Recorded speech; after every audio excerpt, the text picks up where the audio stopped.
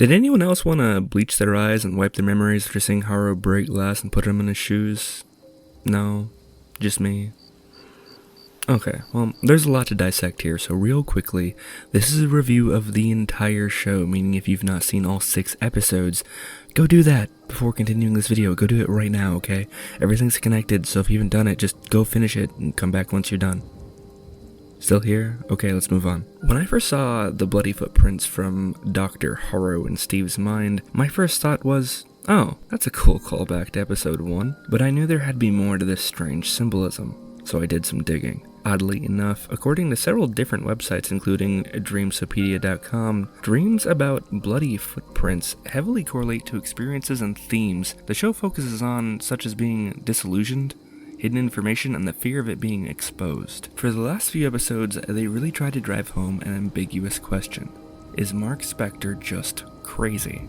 Just like Mark questioned it several times, we are also supposed to question whether the events of Moon Knight are actually happening, or if Mark had just switched to Steven and walked his ass into a psych ward when he realized he'd lost his marbles. And there's no question that Mark is your ex-wife's level of crazy, but when Haro's feet bleed in the last scene with Dr. Haro, it goes to show that Dr. Haro isn't grounded in reality.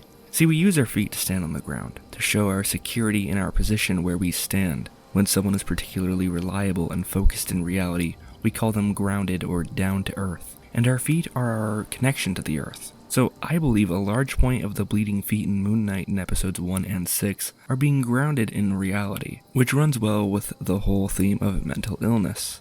In episode 1, Haro is demonstrating how blindly committed he was to his beliefs beyond what is sensible or grounded. And in this power move, he showed from episode 1 that he would take extreme measures that most would not. And in episode 6, we see a callback to this in a more positive light for Mark, showing that Haro's feet were bleeding even in Mark's mind, and that Mark, while clearly insane, was more grounded in reality than Haro was. Now this is just my shallow interpretation, and I'd love to hear your thoughts specifically in the comments below on this topic. I want to know everyone thinks of the bleeding feet, because that's something that really interested me, and I wanted to share my take with everyone.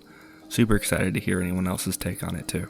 Haro was a great main villain who made a moral standing in the show and was really able to shine in episode 6, where he showed his and reflected his resolution in the beginning of episode 1, telling Amit that he would gladly accept her judgment and forgo his life, even for mistakes he hadn't made yet, showing that in Haro's mind, Amit was the good guy. Not to mention the brilliant acting of Ethan Hawke. Oscar Isaac, having 3 different roles in one, really delivered as well. Steven came across as a normal guy with a very big heart, and Mark came across as cunning and protective. And if you count a few seconds, I guess he also played Jake, but we'll have to wait to see more of how he really delivers on Jake's character, because we definitely didn't get enough Jake. I bet I'm not the only one who could make some complaints on wanting more Jake.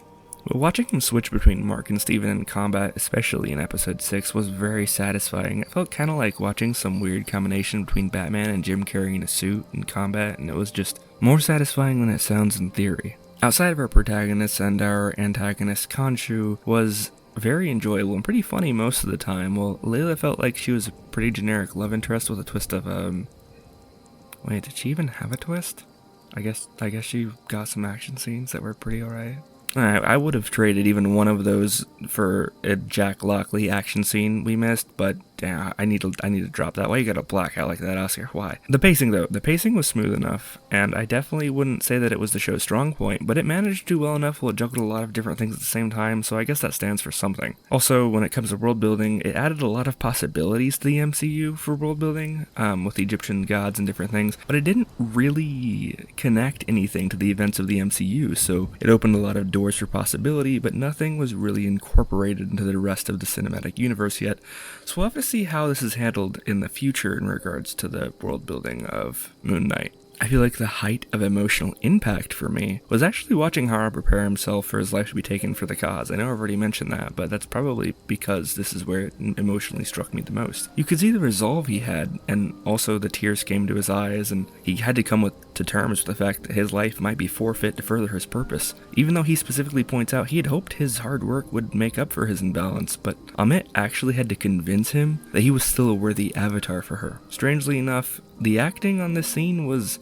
some of the most emotionally impactful acting in the show to me. That, or it was also when Steven was trying to save his brother in Mark's memories. That was also very emotionally touching. I think Steven's character and Mark's characters were both very well acted. In the caves, Steven trying to save his brother was, even though it was a memory, it was definitely very touching, and Mark's inability to handle it, very well acted. That was also not to be underappreciated on the emotional front. So I'd say emotionally, the show hit pretty well. It did well on the emotional front, including how it handled the struggles of mental illness. The music was chosen with clear purpose, always seemed to line up perfectly with the themes of the scenes they were used in which I was actually very impressed by. I encourage you to look at the different songs that was used in it, the episodes it was used in, actually listen to the lyrics of the music. If you're listening to the lyrics of the music, it just always fits the theme of what's happening in the show. So if you ever go back on a rewatch, pay attention to the music. I think you'll be equally impressed as I have been.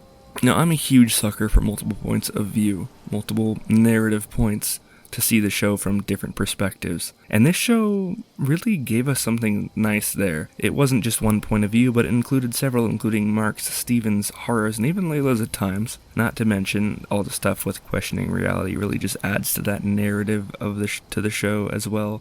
And all things considered, this is a warm piece of buttered toast in the morning, dude. 77 out of 10. And I hope you click here to watch another one of my videos. Pop!